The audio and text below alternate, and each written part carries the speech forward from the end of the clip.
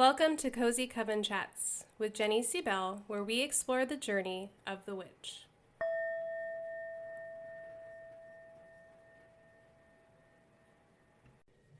Hello, witches. This is for the week of May 10th, and this is another Cozy Coven Chat with your host, Jenny C. Bell. Thank you for coming back. This week we will return to diving into divergent witchcraft a bit. But before that, we have a new moon in Taurus on May 16th. And it is believed, one of the common beliefs about Taurus moons is that anything you begin under a Taurus moon, you will finish. And so a new moon in Taurus is a really good day to start something that you want to see through. And so that's the energy I think we need to lean into. So what does that mean? So let's say that you want to start a business, but you're not even ready, right? Under that new moon, you come up with the name. It's like a small step, right? Or you buy the domain or whatever. If you wanted to go on a vacation, you open the savings account for the vacation, or you start the process to get your passport. It's that kind of energy. Like anything that you want to see through to the end, you start on this new moon. And so it's a good day to set goals. It's a good day, but to take the mundane steps. So you can light the candle, you can do the spell, you can set the goals, but then do something that day that starts that process, right? You're writing a book, get it started that day. Even if it's just like a couple of words. It's just the idea that like you're starting and now you're going to finish it. So the other things with new moon in Taurus is, anything that really needs to get grounded too. So if you have had some ambitions, some ideas, some manifestations since spring, and they're not really becoming embodied yet, becoming something yet, add some energy to them under this new moon. Our card is still from the Angel Numbers deck, and we got 144, connect. Communicate with the divine. Your angels are urging you to make a connection with the divine in your daily life. They want to strengthen your ability to communicate on a high vibrational level. Sit in meditation right now with your hands on your crown chakra, the top of your head, and envision yourself opening up to the wisdom of the divine. So it's another idea for the new moon. You're putting out some things, you're taking some steps, and then you're listening in return. That's talked about that before on here, that meditation is an act of listening. So you're making room for listening for advice. And, I know Taurus gets a bad rap for being stubborn, but we're really just really persistent and resilient. Like what someone sees as stubborn, I see as a virtue.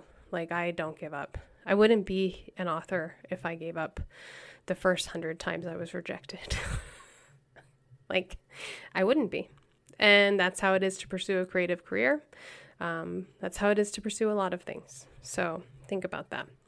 In our coven, just want to remind people, if you were thinking about joining us, we're having special guest this month, Nariana Montefiore, talking to us about Fire Horse Year and beyond that, and how we can really lean into everything that's going on. When I was at Spirit Northwest, I sat in and listened to Ivo Dominguez Jr., and he was talking about how, that song Age of Aquarius was a little early, and that our children's children will not live in the full age of Aquarius. Like they will not know all the changes, all the dust will have not settled for them.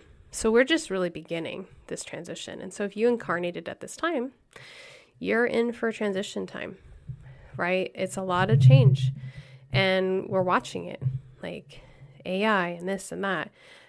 It's not all of it's good change, and it's messy, and it's like, whoa, you know what I mean? Like I just think about how different things are from when I was a child, and it's like radical. And I know like my grandparents would say that, but with AI and all this other stuff, I feel like it's even more radical and so quick. So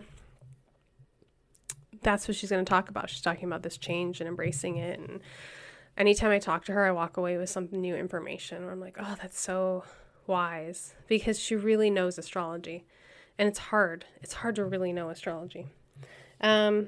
So yeah, we are going back into looking at my book, Divergent Witchcraft. And we're in the chapter, Building Your Craft, Plants, Crystals, Animals, and Other Allies. So leading up to this part of the book, I give a pretty good foundation of practice for anybody, right? And something I've learned is that some people see witchcraft as a hobby. And my books are really about embodying witchcraft and making it your way of life. And so this is building upon a foundation, this chapter. And basically, it's like, once you understand some basic things about witchcraft, right? Like how to create a spell, how to create an altar, some things about the moon or the seasons, and you're starting to kind of figure things out. Then, like, all of these paths unfold, and it becomes choose your own adventure. There are as many paths as there are witches. And what I want to do in this chapter is give you some key paths that a lot of people are interested in. And so, let's talk about plants. So the plant path is a newer path for me. I am a Taurus, so I've always been very interested and love the earth, but I lived in a desert and I didn't really connect with that environment, and I didn't really feel like I could keep plants alive, and it just didn't connect with me. And I was always interested in herbalism, but it felt so unattainable. Something shifted when I moved here to Oregon. I took some foraging classes. We took out our grass. I found a native, it's called Plant Oregon, a native plant place. And suddenly I know the names of plants, intuitively. I'm on a hike and I'm like, oh, there's yarrow, there's nettle. And I've never been able to do that in my life. And then I took a year-long herbalism course, and I'm just I'm like a plant lady now. I am not one of those people as my friend Kristen's really good with houseplants. I'm not great with houseplants, but I'm really good with foraging. I'm really good with, bringing in bees, planting the right things for bees. And so that's a newer path to me. And what's cool about witchcraft and the slow living approach to it is that it's a lifelong journey, because we're lifelong learners. And so that's a newer one for me. The first path I got on, which was probably of no surprise because my first book is about crystals, was crystals. That was the first special interest. So once I found a foundation of witchcraft, there was all these options. So I had friends who got into more ceremonial magic after building a foundation. I got a friend who was into, she got really into Egyptian mythology, so you can dive into a mythology. I got a friend who was really interested in the crafting part. She would make these really cool bags and little herbal sachets. And then I got into stones and crystals because it just felt like a calling to that. And then I ended up taking a crystal class at 19. And that was the only class available. I couldn't take an herbalism class or anything like that. So it just became the path that opened for me. And I still work with crystals. I'm not I didn't ditch them to work with plants, But the idea is that once you kind of have your foundation, you decide, well, what kind of path do I want to go down? I definitely had an angel path. I still work with angels, but I was heavily working with angels when I was in Kyle Gray's angel team. I definitely had a part of me I took a whole power animals course, shamanism. So there was a part of me that definitely dove into animal connection, was already feeling connected to animals, but definitely felt more. Tarot is a path. Oracle cards are a path. Being a kitchen witch is a path. Dancing, moving your body is a path. There's just, it's endless. And that's what's cool to me, is that hopefully 20 years from now, I'm on a new learning journey. And I'm oh, wow, this is such a cool thing. I'm into breath work now or whatever. Who knows what will happen. But that's the beauty of what we do. So once you feel you have something established, ask yourself, what's lighting you up? What's the thing you were oh man, I always wanted to drum. I always wanted to do energy healing. I've always wanted to like really get into yoga and practice every day. And then bring your magic to that. Bring your witchcraft foundation and your practice to that thing. When I was at Spirit Northwest, I took a Qigong class. And that person, Renee Collins, he had this long history of Qigong and martial arts, and an even longer history of being a ceremonial magician. And one day, he's like, what if I put these two things together and I create magical Qigong? And it was a beautiful class. It's a great idea. There's so many parallels and similarities between witchcraft and Qigong, and you can use the energy movement of Qigong in your spell work. I mean, he looked at what two people would see as very different paths and put them together. So think about that for yourself. What is like your like actual hobby at the moment, and how can you bring witchcraft to it? Like if you crochet or you sew, like what can you sew into those stitches? What magic can go in there? If you cook, that's kitchen witch stuff. Like it can just become part of our life. It can become part of our practice of everything we do. It can become an embodiment.